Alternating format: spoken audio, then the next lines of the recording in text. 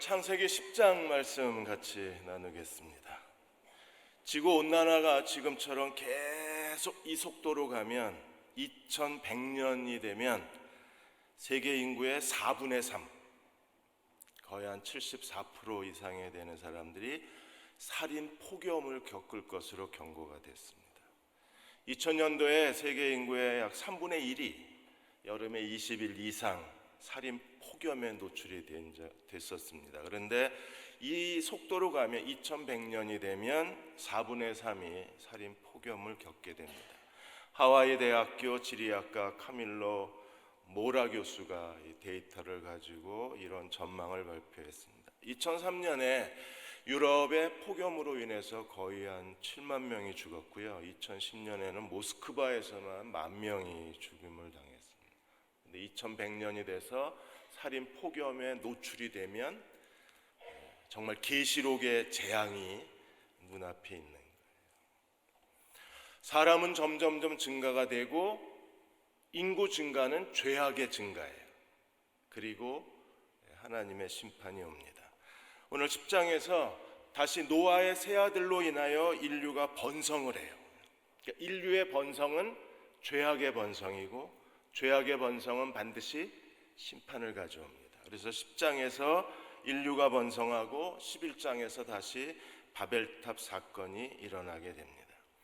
10장 1절에 노아의 아들 셈과 함과 야벳의 족보는 이러하니라. 노아의 아들 셈과 함과 야벳은 하나님이 그들에게 복을 주셨어요. 그리고 번성하고 충만하라고 하나님이 복을 주셨는데 노아의 세 아들이 한 일은 뭐 별로 없습니다. 그래서 애 낳은 거 외에는 제 얘기가 아니라 구약학자 테일러가 이 노아의 세 아들이 한 일이 뭐냐? 뭐 계속 애 낳은 거밖에는 아무것도 한 일이 없다 그랬습니다. 그래서 자손을 낳은 것 자체가 하나님의 복이고 자손이 번성한 것 자체가 하나님의 명령이 성취가 된 거잖아요. 그래서 애 낳은 것 자체 아무것도 할 일이 없는 게 아니라 자손을 낳았다는 것 자체가 하나님의 복을 받은 거고 하나님의 명령을 노아의 세 아들은 잘 수행을 한 겁니다. 근데 여기서 심각한 문제가 하나 있습니다. 그건 뭐냐면 10장의 이 노아의 세 아들의 족보가 계보가 11장의 바벨탑 사건과 순서가 바뀌었다는 거예요. 그래서 대부분의 구약을 연구하는 학자나 창세기 학자들은 이건 바뀌었다. 10장과 11장의 바벨탑 사건하고 10장의 노아의 세 아들의 계보가 바뀌었다는 겁니다. 어떻게 바뀌었을까요? 여러분, 바벨탑 사건으로 일어난 그 하나님의 징계가 뭐였어요? 언어가 하나였기 때문에 그들이 하나님을 대적해서 바벨탑을 쌓았는데 그래서 하나님이 심판하시기를 언어를 흩어버리시고 언어에 따라서 나라가 흩어지게 하셨잖아요. 근데 실제로 언어가 흩어지고 나라가 흩어진 게 10장에서 일어나요. 여러분 10장에 보면 10장 5절에 보면 야벳 족속에 대해서 설명을 하면서 이들로부터 여러 나라 백성으로 나뉘어져서 각기 뭐가? 언어와 그 다음에 종족과 나라. 이게 실제로 바벨탑 심판 이후에 언어와 종족과 나라가 흩어졌는데 근데 10장 5절에 이미 언어와 종족과 나라가 흩어졌다고 그래요. 그리고 20절에 보시면 함의 자손에 대해서 이야기하고 나서 다시 이렇게 말합니다. 이들은 함의 자손이라 각기 족속과 언어와 지방과 이건 분명히 바벨탑 사건 이후에 일어나야 되는 일인데 이게 먼저 일어나고 있는 거예요. 그 다음에 다시 31절에 보시면 이제 셈 자손에 대해서 얘기를 하면서 이들은 셈의 자손이니 족속과 언어와 지방과 나라. 분명히 이게 바벨탑 이후에 벌어진 일인데 여기에 노아 아들의 계보에는 이게 바벨탑 전에 일어난 일로 돼 있어요. 그래서 이걸 역사의 역구성이라고 합니다. 연대기의 역구성. 그러니까 미리 노아의 아들의 계보를 바벨탑 사건 전으로 순서를 바꿔놓은 거예요. 그러면 왜 순서를 바꿔 놓았을까? 10장 25절에도 그 셈의 자손 중에 에벨이 두 아들을 낳았는데 하나의 이름은 벨렉이고 또 하나의 이름은 나중에 그 11장으로 가면 잘못 읽었다. 에벨이 두 아들을 낳았는데 그 하나의 이름이 벨렉입니다. 이 벨렉이라는 이름의 뜻이 뭐냐면 나뉘었다는 뜻이에요. 그래서 하나님이 이 바벨탑으로 인해서 민족이 나뉘어졌을 때를 학자들은 추정하기를 아마도 에벨이 두 아들을 낳았는데 그 에벨이 태어났을 때 하나님이 바벨탑 사건으로 인해서 여러 민족을 나누었을 것으로 추정을 합니다. 그런데 왜 이렇게 하셨을까? 여기에 하나님의 두 가지 중요한 통치 법칙이 있어요. 하나의 법칙이 뭐냐 하면 계보의 법칙입니다. 창세기에는 반드시 계보가 먼저 나오고 심판이 뒤에 나와요. 그게 하나님의 계보의 법칙입니다.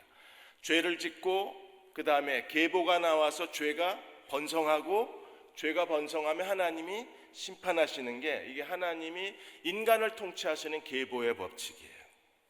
이미 이게 3번 나왔습니다. 우리가 4장으로 가면 가인이 죄를 지어요. 그리고 나서 4장 17절에서 그 5장까지 가인의 계보가 나옵니다. 그리고 나서 하나님이 뭐라고 말씀하셨어요? 6장에서 하나님의 아들들이 사람의 딸들과 결혼해서 네피림이 나오면서 하나님이 뭐라고 그러셨습니까? 120년 뒤에 내가 심판하겠다. 그래서 가인의 죄, 가인의 계보, 120년 뒤에 하나님의 심판. 이게 죄, 계보, 심판의 패턴이에요.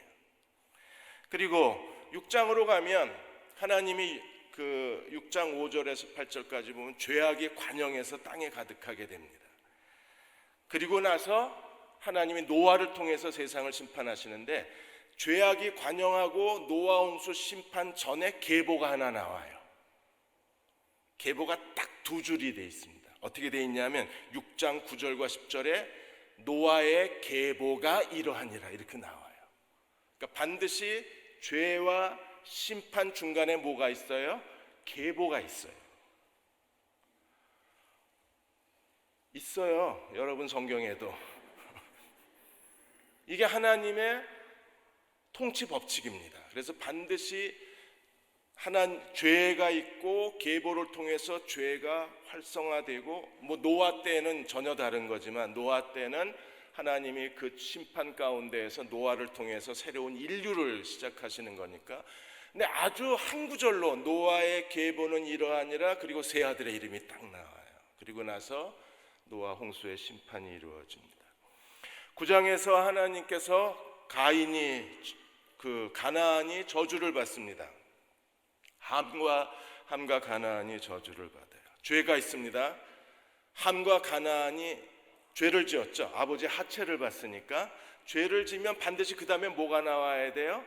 계보가 나오고 계보 뒤에 뭐가 따라와요? 심판이 와야 돼요. 그러니까 바벨탑 사건하고 노아 아들의 계보 순서를 바꿔놓는 거예요. 왜? 패턴을 따라야 돼요. 죄, 계보, 심판이어야 되는 거예요. 그래서 노아 아들의 계보는 바벨탑 사건 뒤에 기록된 것이었는데 이걸 역구성을 해서 하나님의 패턴을 맞추는 겁니다. 사랑하는 여러분, 오늘도 하나님은요 하나님의 통치의 패턴에 따라서 우리를 다스리고 계신 거예요. 그러면 하나님의 통치를 알고 그 패턴을 따라가야지 내가 내 맘대로 내 하고 싶은 대로 내가 좋아하는 대로 하나님을 의지할 수가 없는 거예요. 하나님이 일하시는 패턴을 따라가야만 그래야 하나님께서 우리가 구하는 것을 들어주시고 우리가 필요로 하는 것을 하나님이 채워주실 수 있는 거예요. 하나님 우리가 구하기 전에 있어야 될 걸 다 아시는 분이십니다. 그러나 하나님의 통치 법칙은 뭐예요? 구하라 그리하면 주실 것이요 문을 두드려라 그리하면 열릴 것이요 그리고 찾으면 찾으리라. 이게 하나님의 통치 법칙이라 그랬습니다.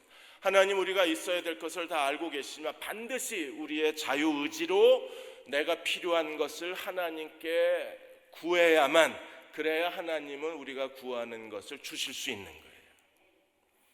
하나님이 있어야 될 걸 다 아셔.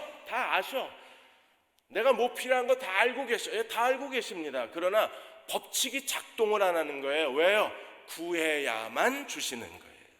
이게 하나님의 첫 번째가 계보 법칙이고, 또 하나가 하나님의 은혜와 심판 법칙이에요. 하나님이 심판하기 전에 반드시 먼저 은혜를 베풀어 주시는 거예요. 여러분, 만일에 벌써 그러시면 안 되는, 이제 시작했는데 만일에 하나님이 함과 가나안을 저주한 다음에 바로 바벨탑 사건이 터지면 이게 저주와 심판이 붙어버려요. 가운데 은혜가 없어요. 하나님은 항상 심판하시기 전에 먼저 뭐부터 베푸십니까? 계보는 은혜입니다. 왜? 번성하는 거니까. 하나님의 은혜가 먼저 나와야, 그래야 은혜 다음에 하나님의 심판이 있는 거예요. 하나님께서 9장에서 생육하고 번성하라고 복을 주시고 그 다음에 바로 바벨탑 사건으로 심판해 버리시면, 하나님이 복을 주셨으면 먼저 은혜가 오고 그 다음에 심판이 와야 이게 하나님의 복이잖아요.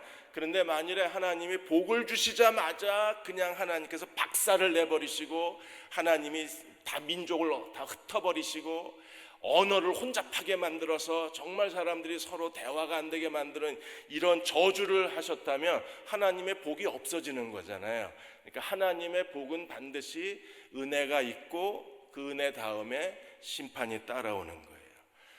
하나님께서 어떤 일을 하실 때 반드시 먼저 문제를 찾아야 되는 거예요. 그래서 9장에 하나님께서 함과 가나안을 저주하시고 그리고 셈의 하나님을 찬송한 다음에 10장에서 하나님께서 먼저 은혜를 베푸시고 그 다음에 11장에서 바벨탑으로 인해서 민족을 다 나누시고 나서, 그리고 나서 하나님이 해결책을 제시하셔야죠. 그래서 바벨탑 사건 이후에 하나님의 해결책이 뭐예요? 아브라함을 선택을 하시는 거예요. 그러니까 하나님은 반드시 은혜와 심판 법칙인데, 이 은혜와 심판의 균형과 조화가, 하나님께서는 어떤 문제에 대해서 반드시 문제점을 찾아내고 그 문제점에 대한 해결책도 주시는 분이 하나님이신 거예요. 우리가 하나님 앞에 나아갔을 때 우리는 하나님께 내가 지금 어떤 문제가 있는가를 주님 앞에 의뢰하면, 주님은요 그 문제 때문에 우리를 징계하시고 그 문제 때문에 하나님이 우리를 고난을 주실 수 있지만, 그러나 그 문제에 대한 해결책도 하나님이 갖고 계신 거예요. 그러니까 반드시 문제를 하나님께서 그것 때문에 징계하시고 그것 때문에 우리를 어렵게 하시고 그것 때문에 우리를 힘들게 하실 수는 있지만, 그러나 하나님은요 네가 알아서 해라가 아니라 우리를 징계하시면서 동시에 하나님은 해결책도 찾아내시는 거예요. 그러니까 바벨탑으로 인해서 사람들이 이제 그 언어가 하나여서 하나님을 대적하는 이 거대한 그 세계화의 하나의 그 하나님을 대적하는 그들의 집단적 행동에 대해서 하나님이 언어를 흩어버리시고 그냥 내버려 두신 게 아니라 아브라함을 택하셔서 하나님이 새로운 구원을 시작하셔서 해결책을 인류에게 주시는 분이세요. 오늘 여러분도 하나님 앞에, 우리도 똑같은 문제가 계속 반복이 됩니다. 벌써 그게 몇십 번 같은 죄가 반복이 되고 같은 실수가 반복이 되고 그것 때문에 같은 어려움이 계속 반복이 되는 거예요. 그냥 내버려 둘 수 있나요? 우리는 하나님께 나아가서 이 문제에 대한 해결책을 주님께 구해야 돼요. 그럴 때 하나님께서는 우리의 그 해결책을 우리에게 주시고 그거에 대한 하나님의 또 다른 은혜를 우리에게 허락해 주시는 거예요. 누가복음 18장 41절 43절에 보시면, 나면서부터 시력을 잃어버린 시각장애인을 만났을 때 주님이 그에게 이렇게 물어보셨습니다. 내가 내게 무엇 해주길 원하느냐? 주여, 보기를 원합니다. 이 사람의 인생의 가장 큰 문제는 뭐예요? 보지 못하는 거잖아요. 이 사람에게 가장 인생의 그 어떤 것과도 바꿀 수 없는 단 하나의 소원이 있다면 뭐겠어요? 보는 거죠. 하나님이 그걸 확인을 하시는 거예요. 오늘 여러분이 정말 자기가 필요한 게 뭔가를 알아야 돼요. 그리고 그걸 가지고 하나님께 가야 돼요. 거기에 하나님의 해결책이 있는 거예요. 왜 소설에 그 죄수들이 그 대형 풍선을 타고 광주리에 대형 풍선을 매달고 탈출을 하잖아요, 교도소에서. 그런데 타고 그들이 먹을 거 하고 그리고 탈출할 때 필요한 도구들하고 바구니에 넣고 그리고 이건 뭐라 그러죠? 큰 기구를 열기구. 열기구. 오, 감사합니다. 저보다 훨씬 스마트하시네. 열기구를 타고 가다가 이게 풍선이 바람이 빠지는 거예요. 그런데 대부분은 거기에 이렇게 버너가 있어서 다시 풍선을 부풀리게 하지만 이 사람들은 그게 없으니까 어떻게 해야 돼요? 물건을 버리는 겁니다. 버리다가 나중에는요, 바구니까지 버려요. 그리고 다 줄에 매달려 있습니다. 우리가 다 이거 없어도 돼, 저거 없어도 돼, 다 없어도 돼, 바구니 없어도 돼. 그리고 마지막에 나만 매달려 있는 거예요. 이게 내 문제예요. 이걸 찾아서 이걸 하나님께 구해야 돼요. 예수님이 시각장애인을 만나서 내가 내게 무엇 해주기를 원하느냐, 주여 보기를 원하나이다. 그러자 예수님이 뭐라 그러셨어요? 보라, 내 믿음이 너를 구원하였느니라. 그러자 곧 보게 되어 하나님께 영광을 돌리고 집으로 갔더라? 아니요, 예수를 따르기 시작했어요. 하나님의 법칙을 잘 알고 우리가 하나님께 순종해야 되는 거예요. 그러니까 창세기에는 계속 에덴의 법칙이 패턴이 반복이 되고, 그러면서 동시에 하나님은 죄와 계보와 심판, 은혜와 심판의 법칙이 지금까지 인류 역사를 이끌어가고 오고 있는 거예요. 자, 10장에서 우리가 열방의 목록을 족보를 배워야 되는데 별로 재미없습니다. 이 이름이 그렇게 친근감도 없고. 그런데 이 10장이 왜 위대하냐 하면, 지금까지 고고학에서 상형 문자나 그리고 서령 문자에 많은 고대 문서들이 있었는데, 이 고대 문서들에게 노아 홍수와 같은 홍수 이야기도 있고, 또 에덴의 그 아담과 하와가 타락한 그런 인류의 창조와 타락 이야기, 비슷비슷한 이야기가 고대 문서에도 있어요. 그런데 이 10장에 민족의 이야기는 없어요. 그러니까 어떤 서령 문자나 어떤 상형 문자의 문서에서도 이 10장에 나와 있는 민족의 목록은 없어요. 왜 없을까요? 그 사람들은요, 민족이 어떻게 태어났는가를 모르는 거예요. 그 당시에 무슨 비행기 타고 여행을 했겠어요? 드론을 띄워서 어떤 지형을 갖고 있는지 사람들이 알기나 했겠어요? 아니면 구글을 통해서 나라가 몇 개인지 검색을 해봤겠어요? 그러니까 민족에 대한 목록이 없어요. 이 10장은 유일하게 성경에만 있어요.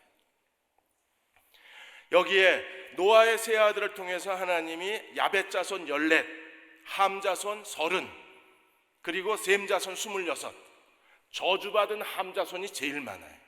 그렇게 해서 모든 인류가 70족속입니다. 70족속. 누가복음 10장 1절에 보시면 예수님이 12제자를 둘씩 보내시고 그 다음에 70명의 제자를 보내세요. 12제자를 보내시는 건 유대인에게, 70명을 보내는 건 이방인에게. 그래서 사내들인 공회원의 숫자도 70입니다. 이스라엘 장로의 숫자도 70명입니다. 그래서 구약의 이스라엘 백성들의 세계관 속에서는요, 모든 인류가 70 피플 그룹으로 나뉘어져 있는 거예요.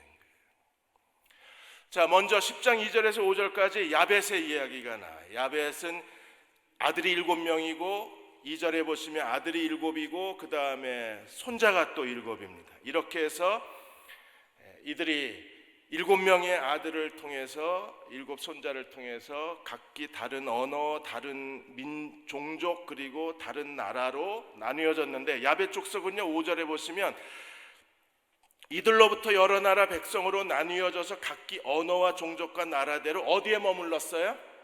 바닷가. 그래서 이 야벳 족속은 해양 민족입니다. 해양 민족. 그리고 6절에서 20절까지 함이 나옵니다. 함. 저주받은 가나안의 아버지 함. 그래서 10장 6절에 보면 함에는 4 아들이 있었는데 그 중에 가나안이 저주를 받았죠. 4번째 아들 가나안이 저주를 받는데, 이 함의 그 자손들의 이름과 지명은요 구약의 하나님이 이스라엘을 통치하시는 구약의 구속사의 가장 중요한 이름과 지명이 전부 함의 자손에게 나와요. 자, 먼저 10장 8절 9절에 보시면 니므롯이 나옵니다. 구스가 또 니므롯을 낳았는데 그는 세상의 첫 용사였습니다.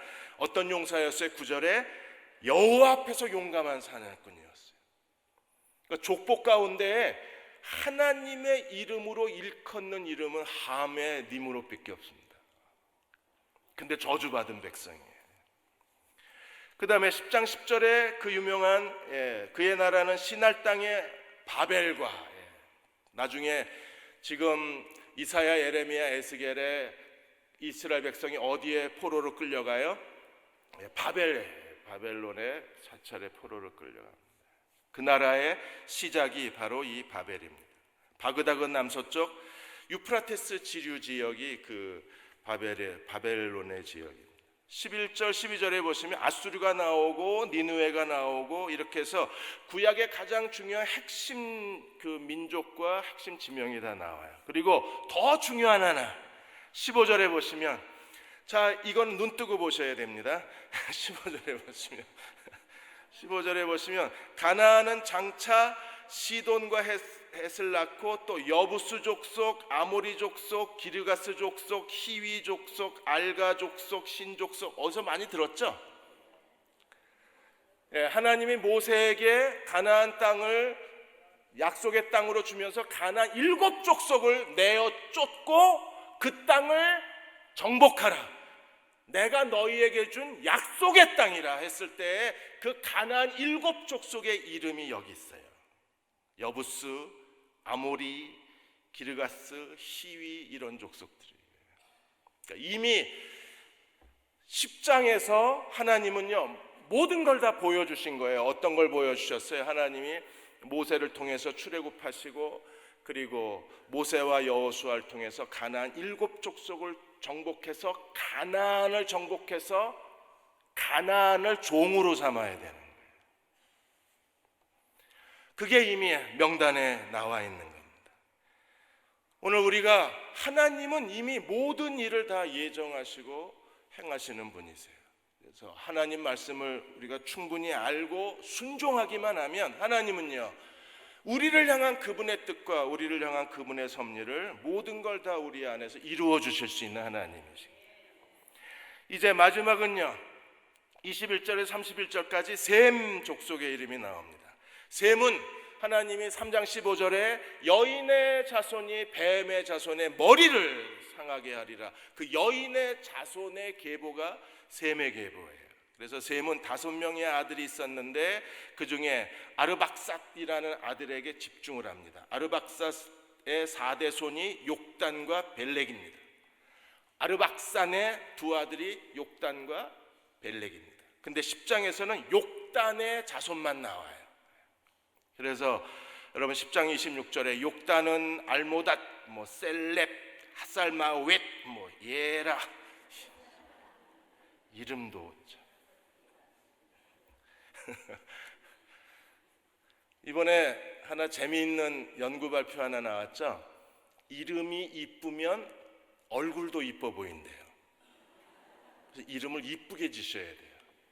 그러니까 실제로 이쁜 이름을 먼저 듣게 하고 사진을 보여줬을 때 참가자 대부분이 그 여자가 아름답다고 대답을 했어요. 그리고 그 남자가 잘생겼다고 대답을 했습니다. 그러니까 이름에 따라서 사람들에 대한 평가도 달라지는 거예요. 그런데 이 사람들은요 이름이 욕단, 알모닷, 셀렙 이렇게 나가니까 그래서 10장에서는요 욕단의 자손들이 이름이 나와요. 그리고 11장에 가시면 죄송하지만 11장 17절에 가시면 벨렉의 자손이 나요. 다시요.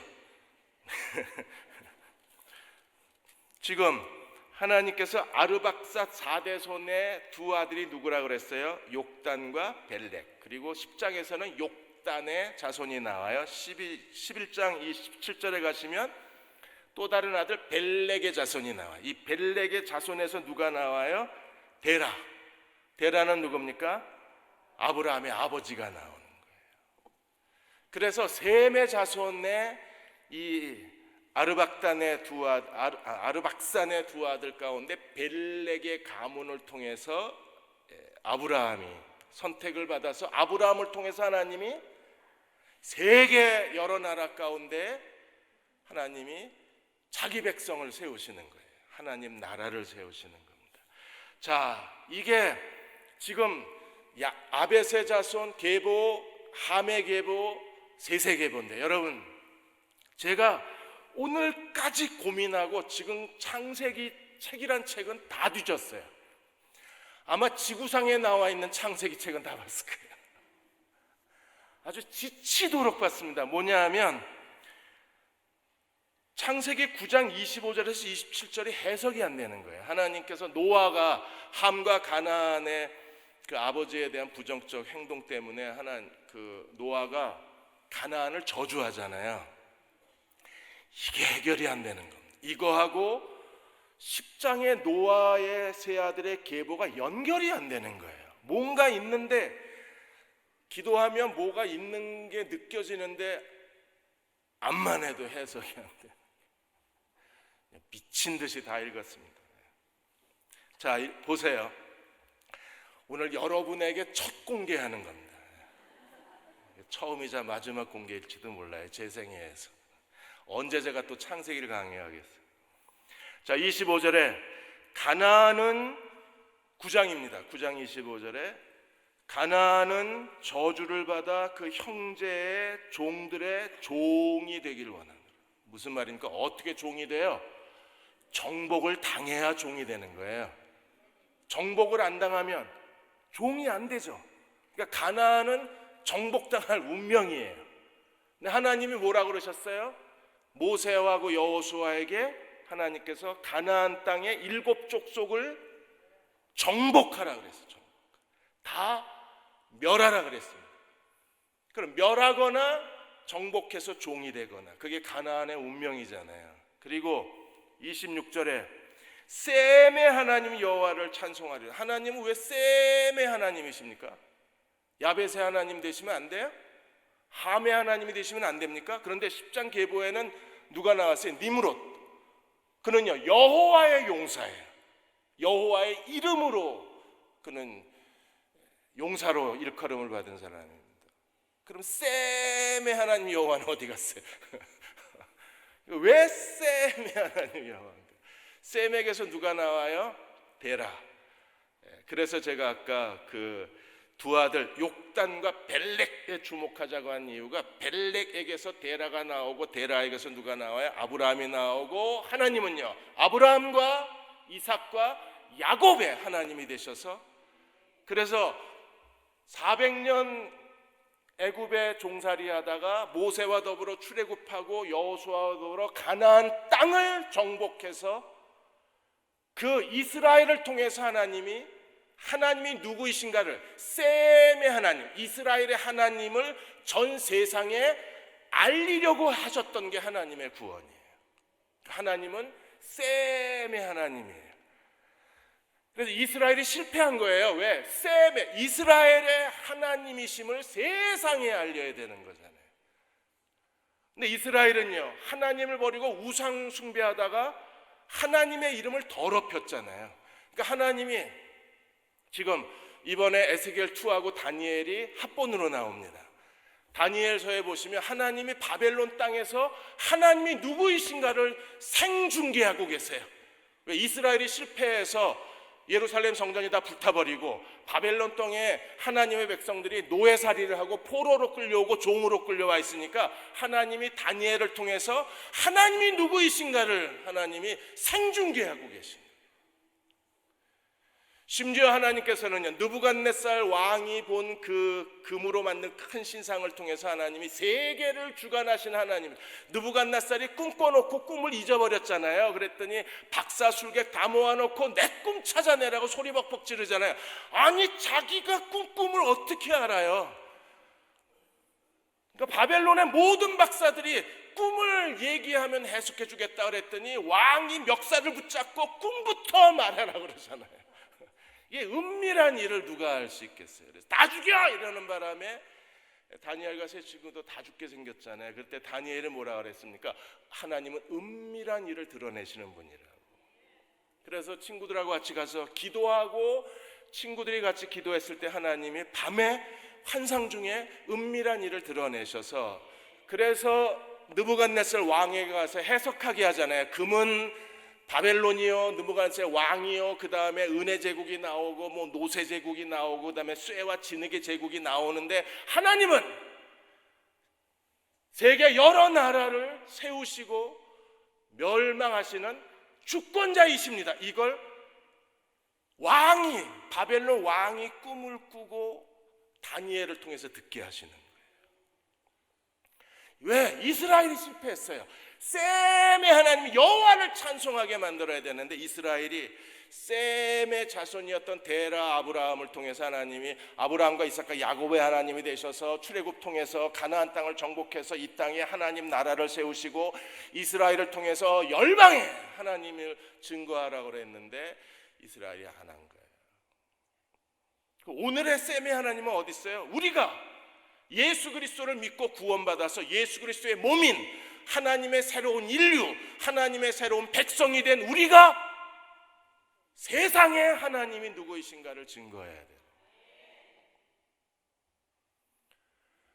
정말 죄송합니다. 그것이 알고 싶다에 김기동 목사님 에스파일이 나온 걸 제가 그날 밤에 뉴스 검색하고 알았어요. 그 다음날 주일날 저녁에 뉴스 검색하고, 너무 이미 김기동 목사님은 이단으로 낙인 찍히신 분이시긴 한데, 근데 제가 대학생 때 그분이요, 설교를 하시면 1시간 설교를 하시면요, 처음부터 끝까지 성경을 줄줄줄줄줄 암송을 해요. 엄청 놀랐습니다. 제가 그 당시에 충격이 컸어요.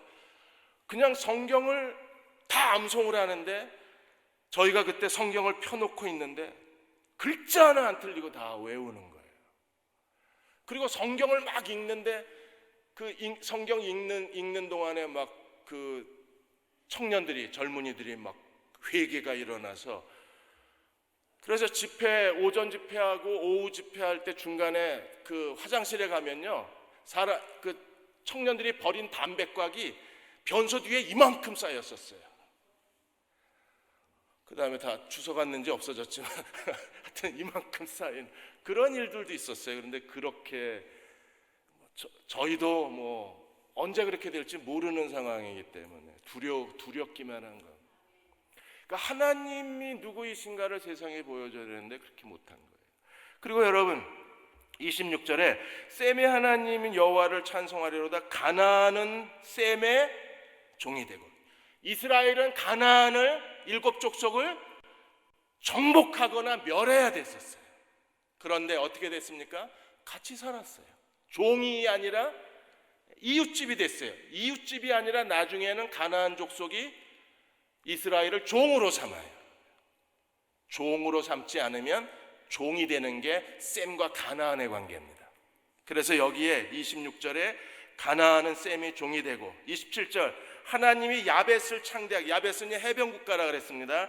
야벳을 창대하게 하셔서 어디로 들어와야 돼요? 얘네들이 셈의 장막으로 들어와야 돼요. 셈의 장막은 어디예요? 아버지 집, 하나님의 집으로 들어와야 돼요. 그거는요, 이 야벳의 모든 야벳의 민족들이 하나님께로 돌아온다는 거예요. 그런데 이 일이 안 일어났어요. 왜요? 이스라엘이 실패한 거예요.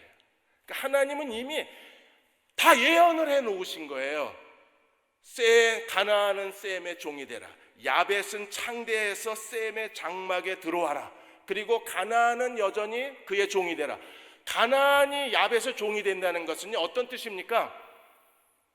셈의 하나님을 야벳이 믿게 될 때 어떤 일이 벌어져요? 그렇게 되면 셈의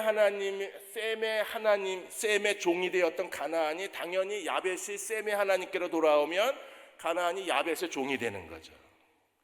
그러니까 이미 하나님은 여기 9장 25절 27절에서 다 보여주시고 10장 노아의 세 아들의 계보에서 이미 하나님은 상징적으로 그 이름을 통해서 하나님의 구속사를 계시하신 거예요. 그러니까 창세기 3장에서 여인의 후손이 뱀의 후손을 상하게 하리라는 이 여인의 후손의 그 장면이 이제는 셈과 야벳과 가나안 세 아들을 통해서 하나님이 어떻게 하나님의 나라를 펼칠 것인가. 왜? 노아 홍수로 이미 세상은 멸했고 하나님은 똑같이 세상을 멸하지 않겠다 그랬어요. 그럼 하나님이 세상을 멸하지 않으려면 하나님의 방법이 뭡니까? 이스라엘 이 온 땅의 나라 가운데 하나님 나라를 세워서 그 하나님 나라를 통해서 온 땅을 구원하시는 거잖아요. 그게 바로 셈과 야벳과 가나안이라는 거예요. 나는 너무 감사했는데 재미없으신가요? 나는 하나님은 이미 다 계시를 해놓으신 거예요. 사마가 이렇게 얘기했습니다. 모든 나라와 민족, 미래에 이스라엘의 기업이 될 가나안 땅, 이 가나안 땅을 중심으로 셈과 야벳과 함의 자손이 다 그 땅을 거기에 직결했다는 거예요. 10장에 나와 있는 계보를 연구해 보면 아직까지 해결되지 않은 게, 해석된 게 별로 없고 해석되지 않은 게 많은데, 해석된 것만 봐도 사마가 말한 것처럼 모든 민족의 미래와 모든 민족의 앞날이 결국에 가나안 땅을 중심으로 해서 펼쳐져 간다는 겁니다. 신학자 네이먼은 더 충격적인 얘기를 했습니다. 네이먼은 이스라엘이 가나안 땅을 정복하고 해양 민족 야벳 족속이 가나안 족속의 땅에 들어와서 이스라엘의 종이 되거나 이스라엘과 하나가 될 때 비로소 하나님은 하나님의 뜻을 이루고 있다 그랬어요.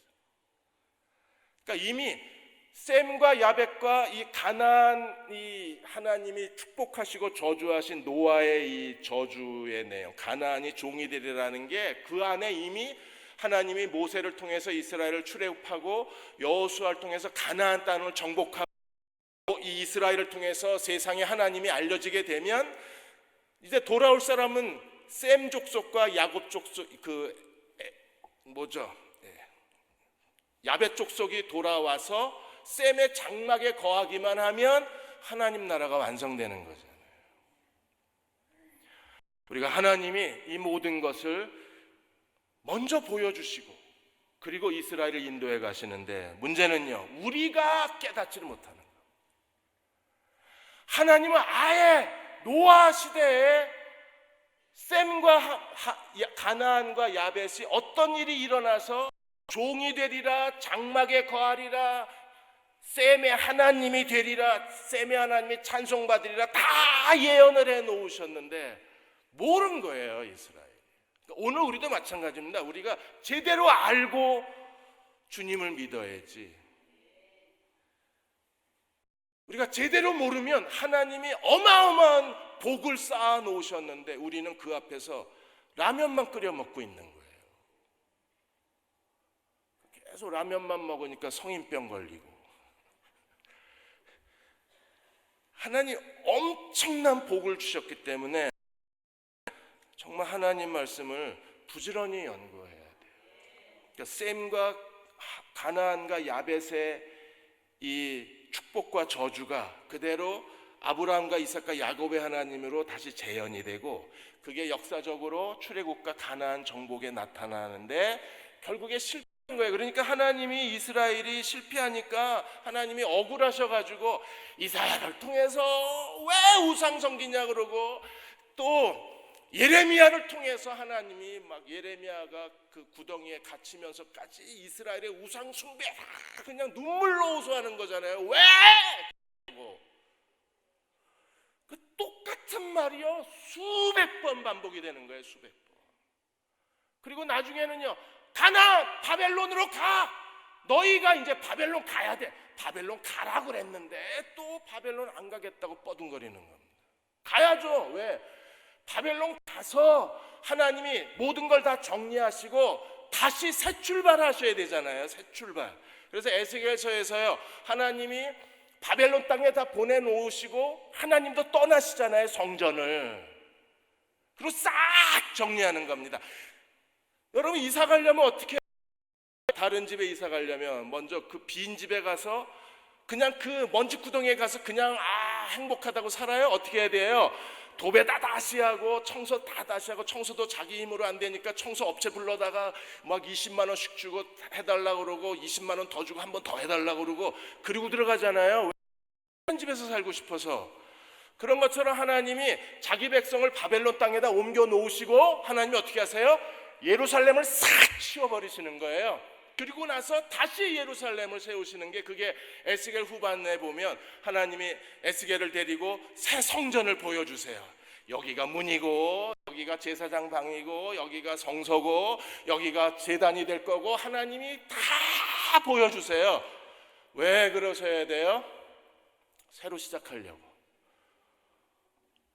그러니까 바벨론으로 가라 그러면 가야 되는데, 이 인간들이 그냥 안 가고 버티고, 거짓 선지자들은 또 평화를 외쳐대면서 하나님이 바벨론 손에서 우리를 구원해 주실 거라고, 거짓 선지자의 말에 그냥 속아가지고 그 죄악의 구덩이에 그냥 있는 거예요. 떠나야 되는데, 아니 짐을 치워야 청소를 할 거 아니에요. 짐을 안 치우고 있는 거예요. 그러니까 하나님이 너무 답답하니까 하나님이 예레미야 보내시고, 에스겔 보내시고, 다니엘까지 보내시고, 빨리 선지자가 끝나야 될 것 같아. 사는 게 너무 재미가 없어요. 이 이스라엘을 쳐다.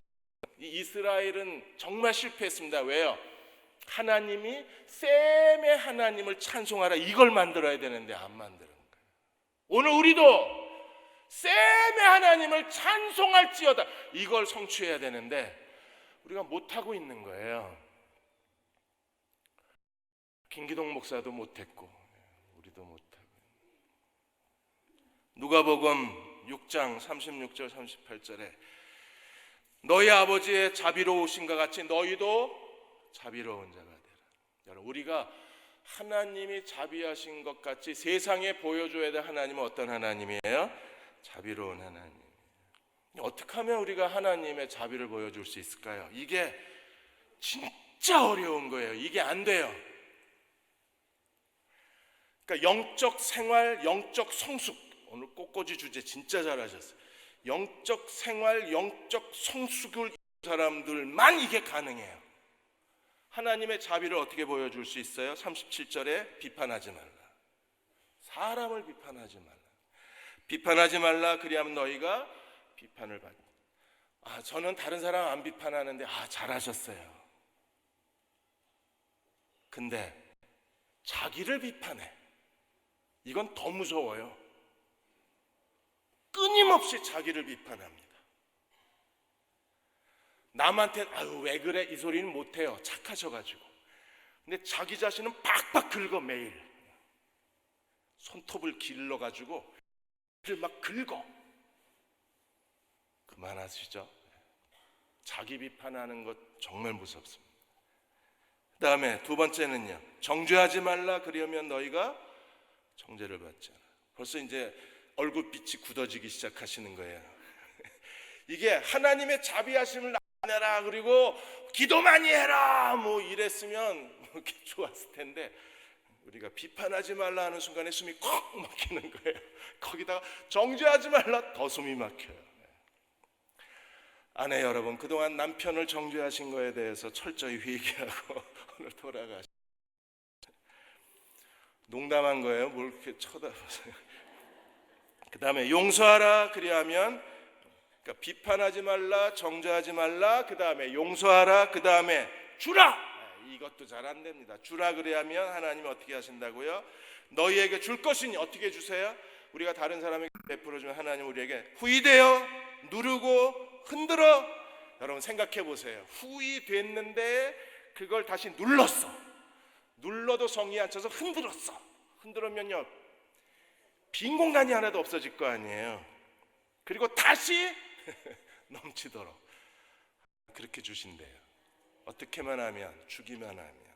너희에게 넘치도록 하여 네가 가지가가 아니라 하나님께서 안겨주신답니다. 친절하게 CJ를 통해서 택배로 여러분 집 앞까지 안전하게 배달 완료. 뭐가? 하나님의 복이. 그래서 너희가 헤아리는 그 헤아림으로 너희가 헤아림을 이건 세상의 법칙. 세상 사람처럼 살 수는 없잖아요. 우리는 어떻게 살아야 돼요? 셈의 하나님 여호와를 찬송하라! 그리고 세상의 하나님을 보이고 살아야 돼요. 왜냐하면 시대하고 다르잖아요. 이스라엘은 가나안 정복 실패했지만 예수님은 십자가에 죽으시고 부활하셔서 가나안 7족속을 정복해 버리셨잖아요. 우리는 하나님 자비를 보여줄 수 있어요. 하나님의 자비를 보여주며 사는 저와 여러분 되시기를 주의 이름으로 축원합니다. 찬송하겠습니다. 569장.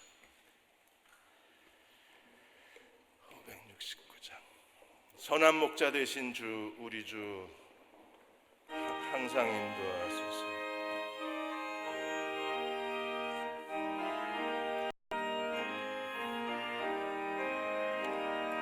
선한 목자 되신 우리 주 항상 인도하시고 푸른 풀밭 좋은 곳에서 우리 먹여주소서.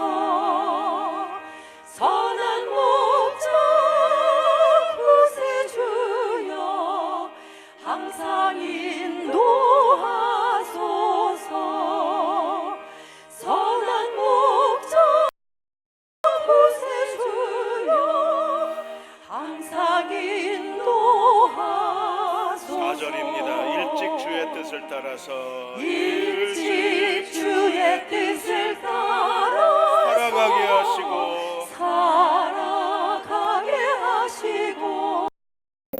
주의 크신 사랑 베푸사 주의 크신 사랑 베푸사 따라가게 하소서. 선한 목자 선한 목자 구세주여 인도하소서. 항상 인도하소서. 선한 목자 선한 목자 구세주여 항상 인도하소서.